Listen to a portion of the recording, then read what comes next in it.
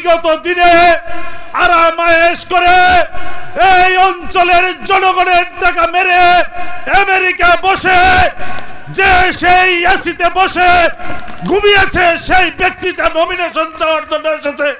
যে আপনি যদি আজকে আওয়ামী লীগ সরকার ক্ষমতায় থাকতো তাহলে আপনি এখনো বাংলাদেশের বাইরে থাকতেন, বাংলাদেশে আসার সাহস আপনি পাইতেন না।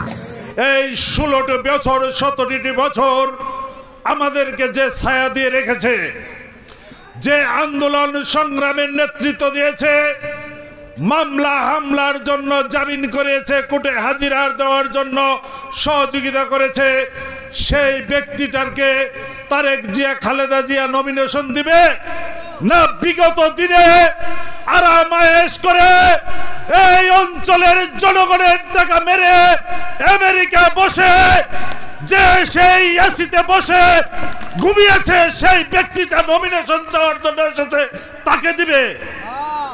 কাকে দিবে? যে আন্দোলন সংগ্রামে নেতৃত্ব দিয়েছে তাকেই তো দিবে নাকি?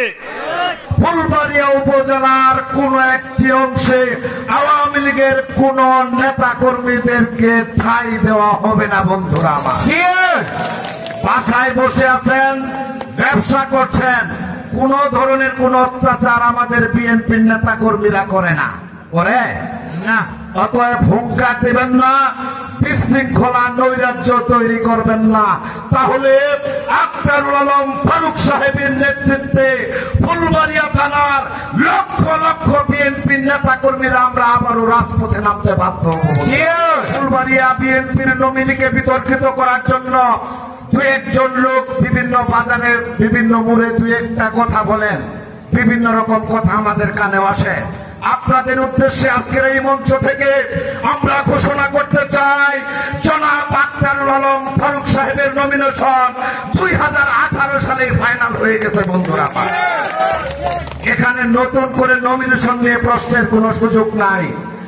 যাদেরকে নিয়ে নমিনেশনের কথা বলা হয় আমার দুঃখ লাগে, আমরা অনুতপ্ত হই যে আপনি যদি আজকে আওয়ামী লীগ সরকার ক্ষমতায় থাকতো তাহলে আপনি এখনো বাংলাদেশের বাইরে থাকতেন, বাংলাদেশে আসার সাহস আপনি পাইতেন না।